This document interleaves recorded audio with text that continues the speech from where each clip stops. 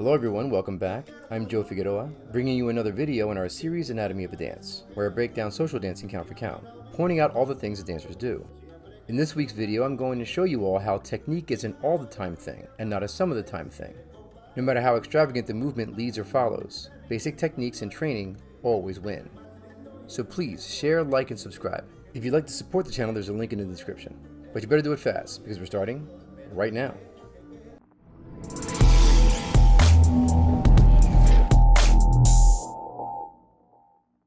I see many talented dancers out there, but when watching others dance, I immediately spot certain techniques that I also employ and try to teach to my students on a weekly basis. After a while, it can become boring to hear the same things over and over, sure, but they work. The pros use them, and you probably should too. Even the most advanced dancers, actually a better way to say it is especially the most advanced dancers, use the same techniques, whether you realize it or not, and even if they don't realize it, it exists. Take for example Terry. He definitely is on the far end of advanced dancers, to the point where it's practically artistic, but even artists use fundamental techniques. It might be easier to understand for some, but it doesn't mean that's impossible for others. And it's always the little things that make the difference. Like this 14-second sequence here with Atalayhande. Let's watch and see if you can spot what he does that guarantees that she will follow perfectly.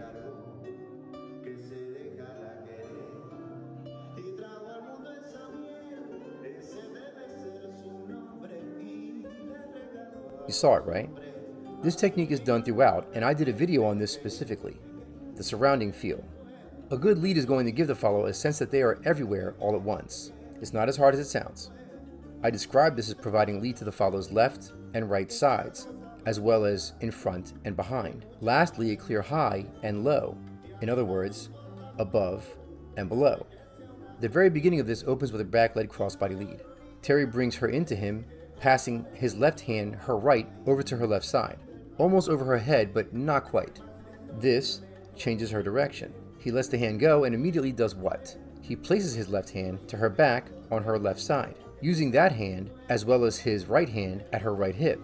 He grips firmly to stop her abruptly after only 2 steps, 2 and 3 in the count, then extends his arm forward to guide her forward on 5. Look at the left hand placement.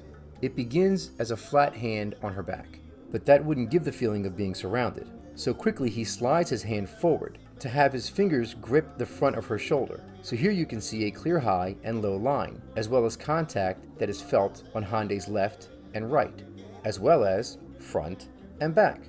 I've seen many dancers try simpler versions of this type of movement and always notice the follower looking over their left or right shoulder to see their partner. You may have had this happen to you, or found yourself doing this. It happens when the follower is unsure as to where the lead is, or what they intend.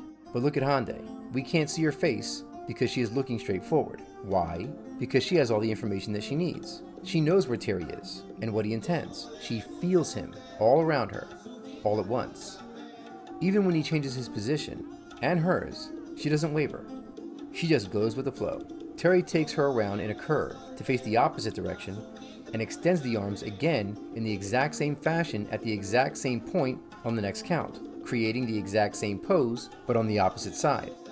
See anything familiar? It continues.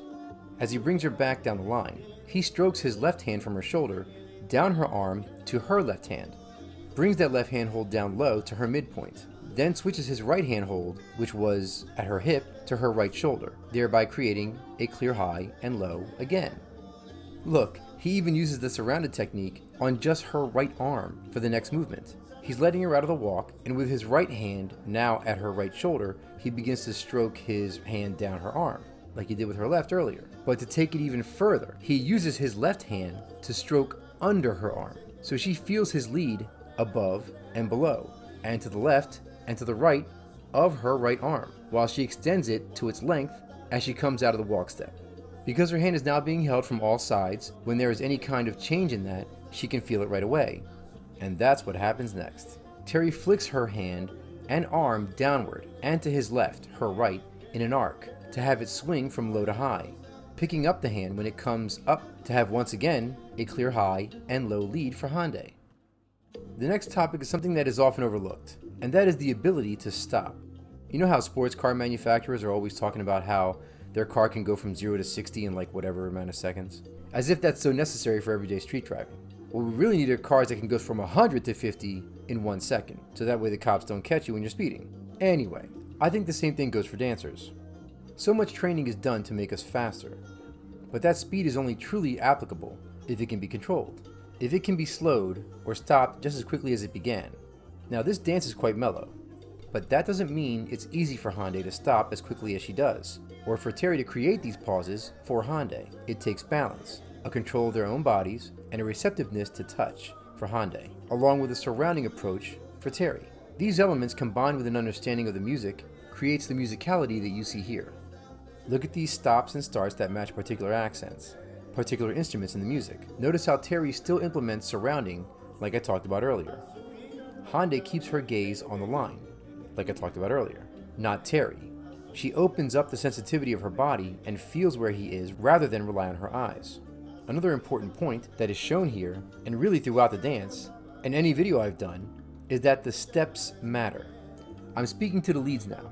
It's possible to create lead using just your upper body, but so much of the energy, rhythm, timing, and communication comes from the steps. Placing emphasis on certain steps informs the follow of all the above, as well as weight distribution, counterweight, and gives dancers opportunities to style.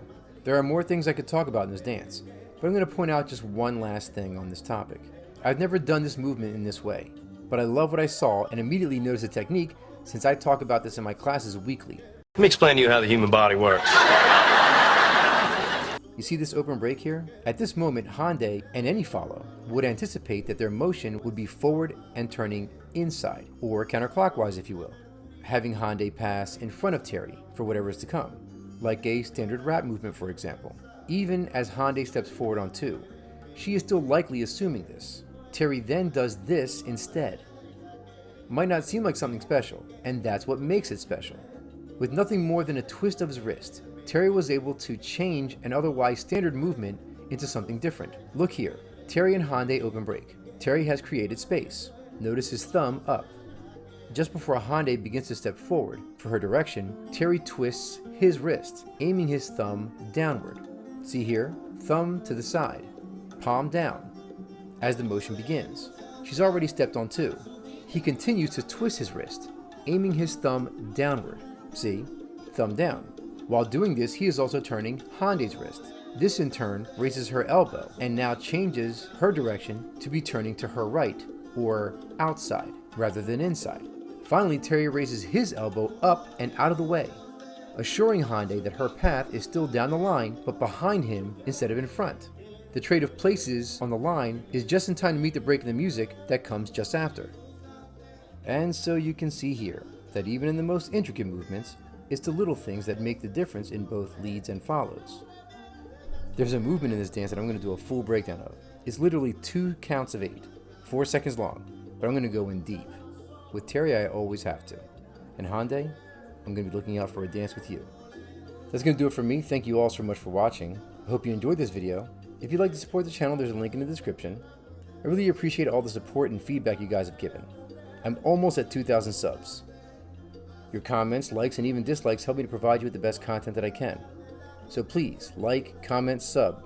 I'll see you in the next one, and hopefully very soon on the dance floor.